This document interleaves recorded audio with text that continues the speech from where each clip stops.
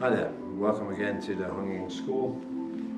Today we're going to be looking at some important principles and basics for getting started with Tai Chi Chuan. So, some things you need to remember.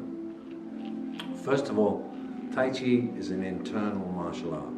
This means that we're trying to connect into our internal system through our breathing, so we experience more of our entire body, not only the upper surface and the muscles. So, one thing, first of all, which we need to do is get the stance correct for starting out. So, what we want to do is basically start with the feet together, but not touching. So, don't have the ankle bones touching. And then step out around shoulder width. And then the first thing you want to do is just feel your feet. And try to relax the backbone down. So if you see from the side, what we do is we roll the hips down. This means we're going to put the weight into the legs. So in Tai Chi, your legs need to work quite hard. It's a little bit like making a comparison between sprinting and marathon. Kung Fu is like sprinting, fast and dynamic, and Tai Chi is more like a marathon. So you're certainly going to be using those muscles, but the thing is, it's going to be the slow twitch muscles which are going to be used during Tai Chi. So it's very good for building your endurance, building your strength, and your balance at a certain point once you get into the more difficult movements. So, starting position, we want to roll the hips down so that the backbone is nice and straight. Okay, what we don't want is that we have the tailbone sticking out. What we also don't want is that the back is arched like this. So we try to roll things down, take the weight in the legs. Now, what we want to do here is push the knees out slightly. Don't let your knees collapse inside. Push your knees out so you're going to feel your thighs. Hands, just put your hands down on your legs for the time being. Now, the next thing we want to do is to breathe correctly.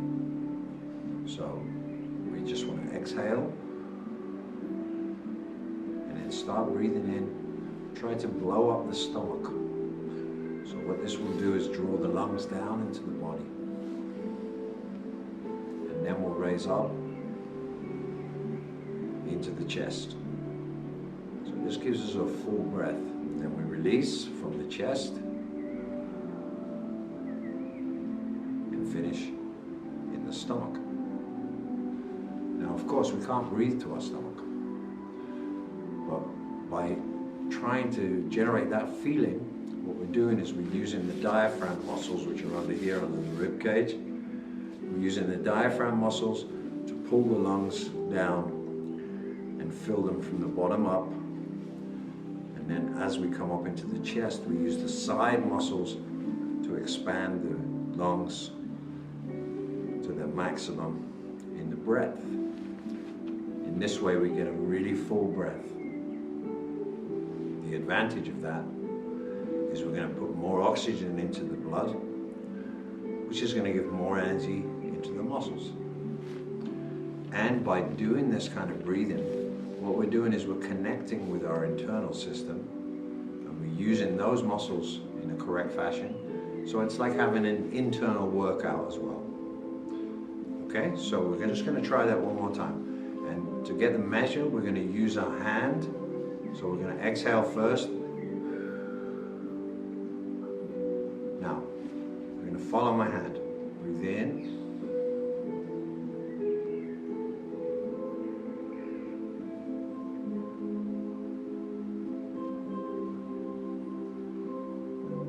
And here it's full. And now we breathe out.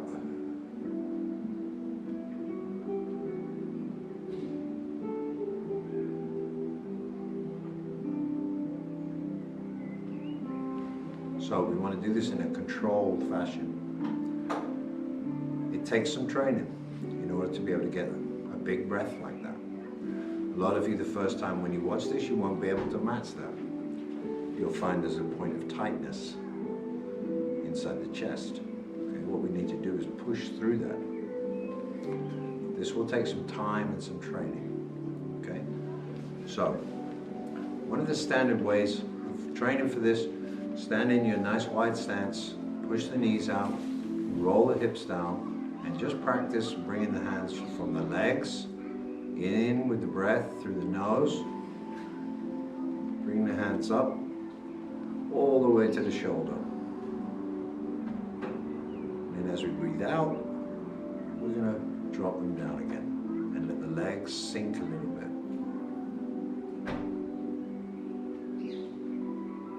And again, in.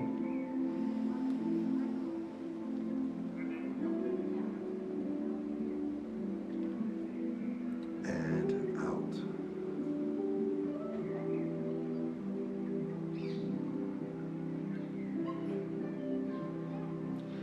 Now, you could practice this the first couple of days, maybe 4 or 5 times, and then increase it up to 9 or 10 times.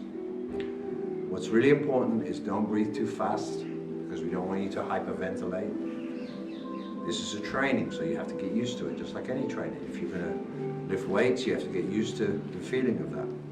This is exactly the same. You need to train the internal system and the breathing muscles to work in conjunction and stay in control. Now, the next part we want to think about is the joints. You see, when I raise my hand, actually I'm raising the wrist bone. The hand is staying relaxed. We always say a Tai Chi hand should be round and relaxed, not open and not closed. Just very natural. Basically should fit onto the human body pretty much anywhere. Just a nice, relaxed, natural hand. When we push forwards, we might put a little bit of edge into this, so we bring in the strength of this bone here. But again, we're going to try to keep the wrist joint relatively relaxed. And the same goes for the elbow. As soon as we straighten that elbow, we lose all of our potential. And basically it's a stick. So what we want to do is always keep the wrist joint a little bit bent. There's actually a measurement for this in Chinese, Qin, which is the measurement we use in acupuncture and acupressure.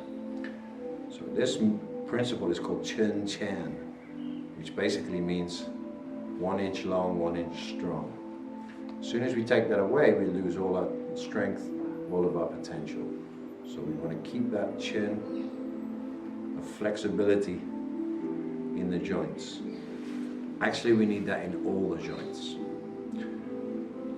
When you first start to follow the next video and pick up the basic steps and go on to learn some forms, there'll be some postures at first which feel a little awkward or maybe too tense. If you feel that, this is a sign that you're actually doing the posture wrong, because there is no posture in Tai Chi which is meant to be uncomfortable, or where you're going to put your arms back behind your hips or something like this. Most movements will be in line with the hip bones.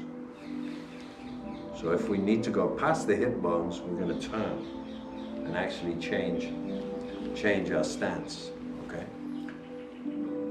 Very important to keep this connection. As soon as this hand goes past the hip bone, now we have no connection, and we're basically making ourselves like a chicken.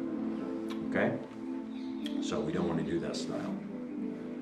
What you need to do to begin with, just find your stance comfortable, drop the base, drop the backbone, roll the hips into the legs, keep the chest relaxed, keep the shoulders relaxed, and first of all we focus just on the breathing.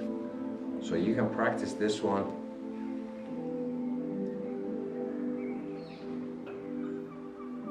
until you feel that you have that one down.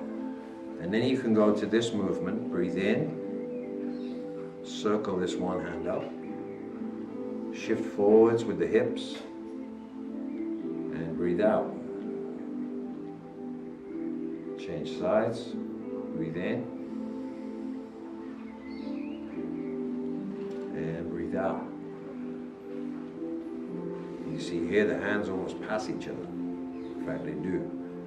When you train a long time, you'll actually feel a connection of energy there. And again, you see I'm keeping the hands and the joints all very relaxed. So we're moving basically from the backbone, the hips, and the legs. Okay? So try these exercises first. This is going to give you the feeling you need to start training Tai Chi. And then go on to our 5-step basic video.